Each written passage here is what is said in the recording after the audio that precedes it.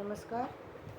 MSD7 के अंतर्गत आज हम पहले पिजिन के बारे में बात करेंगे।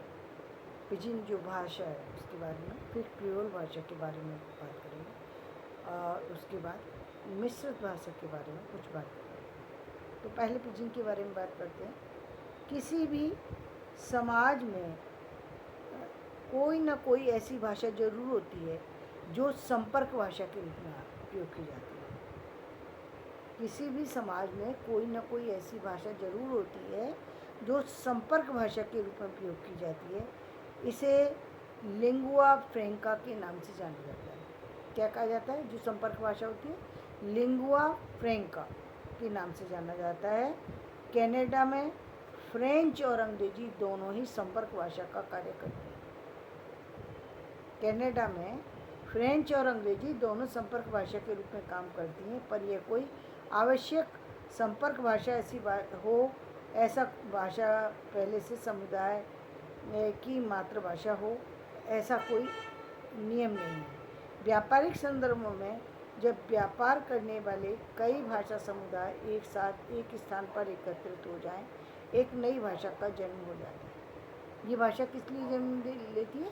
क्योंकि कई बार जब व्यापारी लोग जब एक जगह एकत्रित हो जाते हैं और वहाँ पर जब वो कई जगह की भाषाएं मिलजुला करके बोलने लगते हैं, तो ये भाषा जन्म ले लेती है,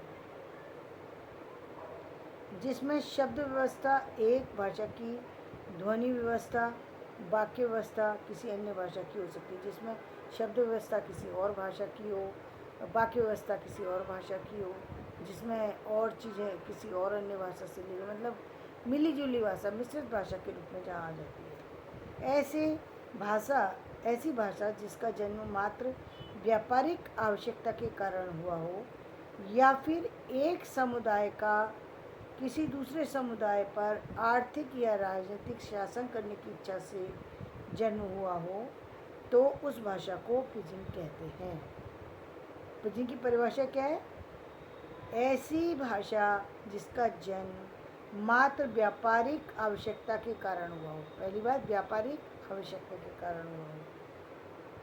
दूसरी बात, या फिर एक समुदाय उस भाषा का किसी दूसरे समुदाय पर आर्थिक राजनीतिक शासन करने की इच्छा से हुआ हो। एक समुदाय दूसरे समुदाय पर शासन करने की इच्छा रखता हो और उससे वो भाषा ने जन्म लिया हो, तो उस भाषा को पिजिन कहते हैं। ये अक्सर इंटरव्यू में भी पूछ लिया जाता है, इसलिए इसे याद रखें।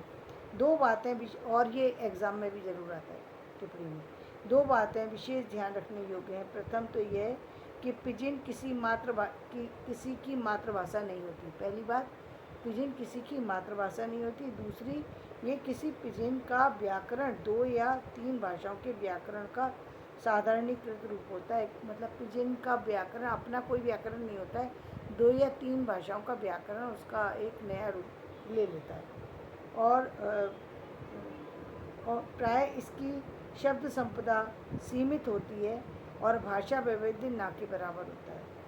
विश्व में अंग्रेजी, फ्रेंच, डच, स्पेनिश और पुर्तगाली, अरबी और स्वाहिली पर आधारित पिजिन भाषाएं हैं। कितनी भाषाएं जो है दूसरी भाषाओं से जन्म लिया है जिन्होंने? अरबी और स्वाहिली से जिन्होंने लिया है।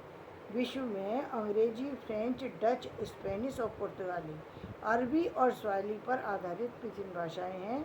एक हवाई पिजिन अंग्रेजी का नमूना देखिए। एक नमूना बताया, द पुअर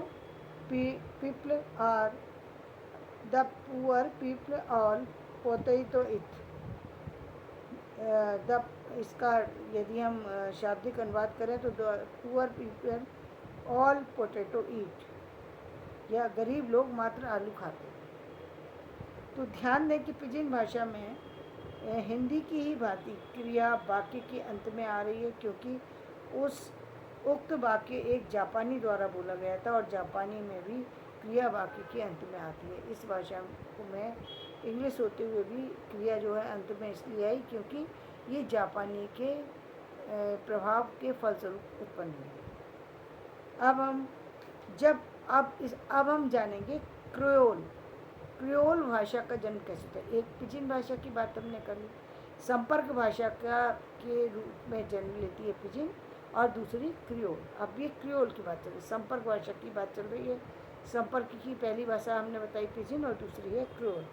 जब पिजिन की अवधि इतनी लंबी हो जाए कि आगे आने वाली पीढ़ी मात्र पिजिन बोलती हो, वह भाषा रूप उस समुदाय का मानक रूप हो जाता है। यानी काफ़ी उसका प्रभाव जो काफ़ी बड़े क्षेत्र में हो जाए, वो पूरा भाषा का रूप ले ले, बड़ी भाषा का रूप ले ले, तो उसका मानक रूप बन जाए।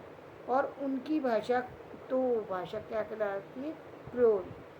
अर्थात क्रियोल किसी न किसी समुदाय की मातृभाषा होती है, और इसलिए क्रियोल को किसी न किसी समुदाय की मातृभाषा कहा जाता है, क्योंकि ये एक बड़े रूप में फैली हुई होती है।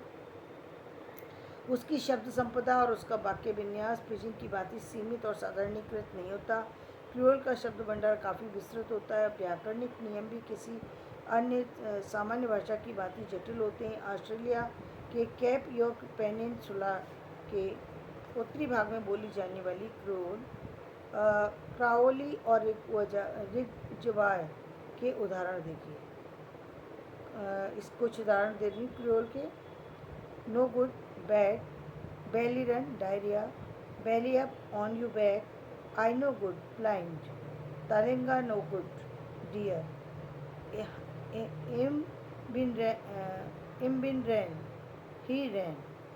भाषा वैज्ञानिकों का मत है कि पिजिन से क्रियोल की यात्रा क्रियोल पर आकर समाप्त नहीं हो जाती, वरन क्रियोल धीरे धीरे मानक भाषा की तरफ अग्रसर होती जाती है और अंततः किसी एक विशेष प्रांत और समुदाय की मानक भाषा पर आकर टिक जाती है। और ये चक्रीय यात्रा बिकर्टन 1975 और नारो 1979 एक प्रकार से मानव जाति के बायो प्रोग्राम का परिणाम है। बायो प्रोग्राम, जैसे बायो प्रोग्राम के अंतर्गत जैसे जल जो है ज़मीन से उठता है और फिर बाद में बादलों के रूप में बन करके ज़मीन में ही बरस जाता है, उसी तरीके से ये भाषा भी क्रियोल जो बहुत विस्तार पा जाती है तो वो बहुत बड़े समुदाय के लिए फैल जाती है, फिर वापस से फिर एक भाषा के रूप में आ जाती है।